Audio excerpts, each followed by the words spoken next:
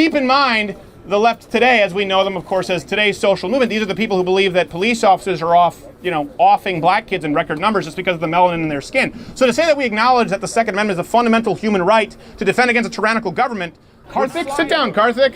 Nice to meet you. Everyone give a hand for Karthik sitting down having a discussion. Nope, you don't get to take the microphone.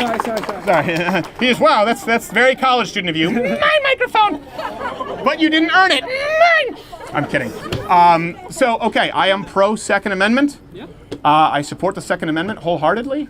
It seems to me that you disagree. If you do, I'm willing to hear your arguments and have my mind changed. Sure. So I just want to clarify. I don't necessarily disagree with the Second Amendment itself. You don't disagree. Yeah, you don't disagree with the Second Amendment itself. I disagree with certain implementations of gun policy itself. Okay. Well, hold on a second. No, it doesn't. It doesn't work. Okay. It doesn't work if we say, well, first off, what do we agree on the Second Amendment to mean? Doesn't he have on a MAGA hat? It looked like he has on a MAGA hat. I think that young man got on the MAGA hat. And this is something that we see a lot.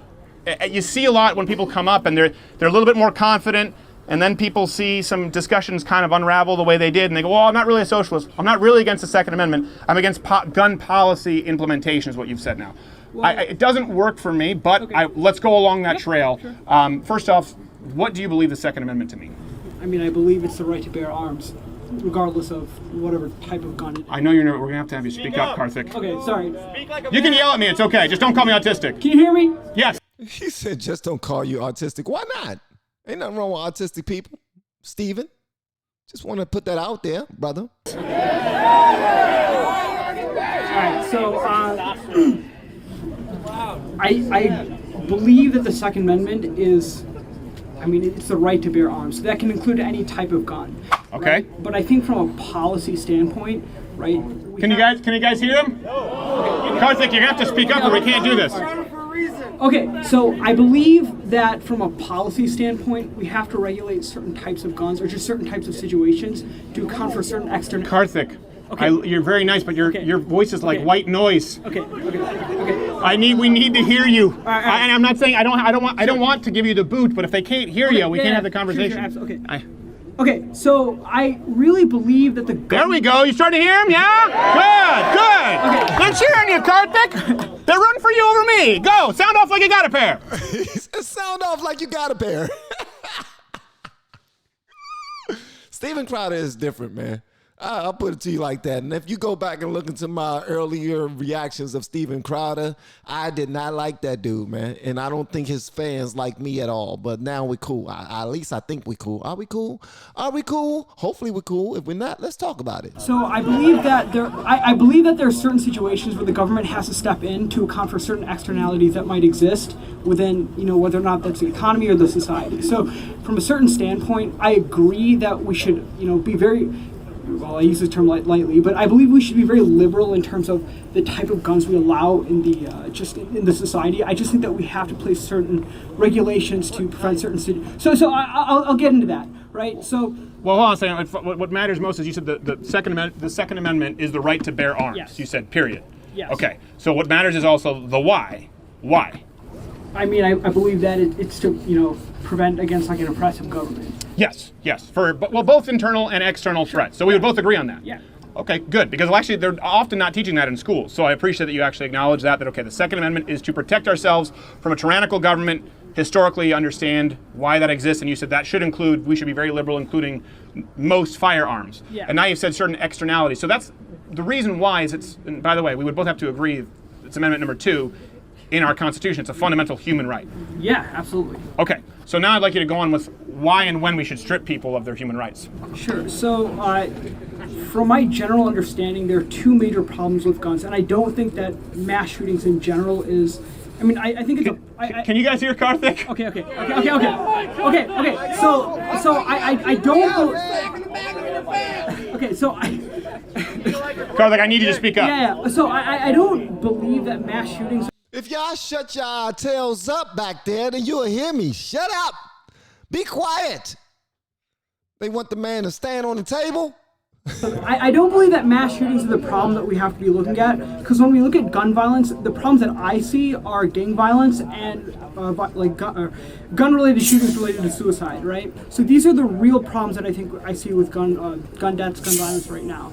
So I think these are the externalities that we have to try to account for. Now, so you mean, for example, you talk about gang violence. So externalities like crime. Yeah, sorry. Now you guys got him nervous. He's literally eating the mic. Jerks, like crime. Right, absolutely. So we should outlaw crime. No, I agree. No, I think that we do need to. I think we need to attack this from a standpoint. Okay, hold on. So let's stop doing this. What changes would you make to the Second Amendment, or what do we need to do differently? Because I don't want to walk around in circles here, especially when people can hear. Second Amendment right now gives me the right to keep and bear arms to protect myself against a tyrannical government or someone kicking in my door, or if all of the above. What problem do you have with it? So I think just as an addendum to the Second Amendment, right, and this is going to be very, very unpopular, right, but I believe that I think we need a gun registry. I think we need to keep a tally on who has guns. And hold on. I believe this because I think it can actually aid in law enforcement, right? You can actually create risk pools, so where gun violence is likely to occur based on, how many suicides have occurred in a certain area, right? Okay. So if you have a gun registry, you can actually tally that data, and you can create corresponding. I appreciate taking time, Karthik. That's where we're going to end this one. Give it up for Karthik, everybody. It's hard to hear him. And the only reason I'm doing this is because there's no way. Hold on a second. Hands down. There's no way you can go wherever you want, or you can hang around. But there's no way that my mind will be changed on this, because we just talked about the Second Amendment. What it is, it's a fundamental human right to defend against a tyrannical government. And this is one thing that kind of happens with the left. It's a circular feedback loop. What's the solution? To give the government the ability to know exactly who has guns, when they have guns, where they have guns. Why? To empower the police force. Keep in mind, the left today, as we know them, of course, as today's social movement, these are the people who believe that police officers are offing black kids in record numbers just because of the melanin in their skin. So to say that we acknowledge that the Second Amendment is a fundamental human right to defend against a tyrannical government would fly in the face of the idea of a gun registry. And if you look at this, you look at the Australian buyback that people often point to, you look at what's happened in places where there are gun registries, yes, it is used directly to infringe upon people's human rights, which is the entire purpose of the Second Amendment in the first place. I just didn't want to continue down that trail. I know you guys couldn't hear him. I don't think it's a particularly convincing argument. It wasn't. And like you just now pointed out, I don't think that a gun registry will help somebody not commit suicide. Second I hear gun registry, I'm not on board. He said, he pointed the dude out. He called him out. He said, see, this is what what liberals like to do. He called him a liberal, and he was like, no, I can't deal with this, man, because what you're throwing out to me sounds like, yeah, you on the other side, brother. You on the other side, and you got to bounce.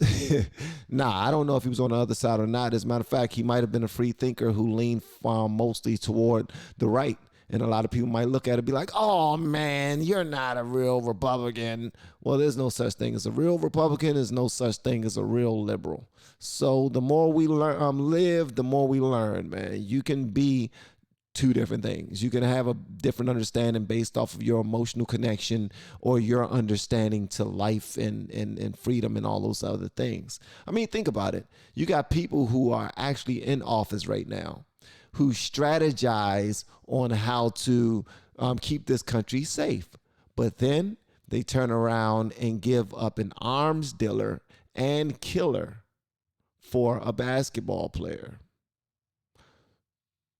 So sometimes what's sensible goes out the window. That don't mean they don't rep their side. That don't mean that it just mean that they're dumb sometimes. They do stupid things for their own purposes, but we don't know. We have to chase their agenda and speculate, and I don't like to speculate too much.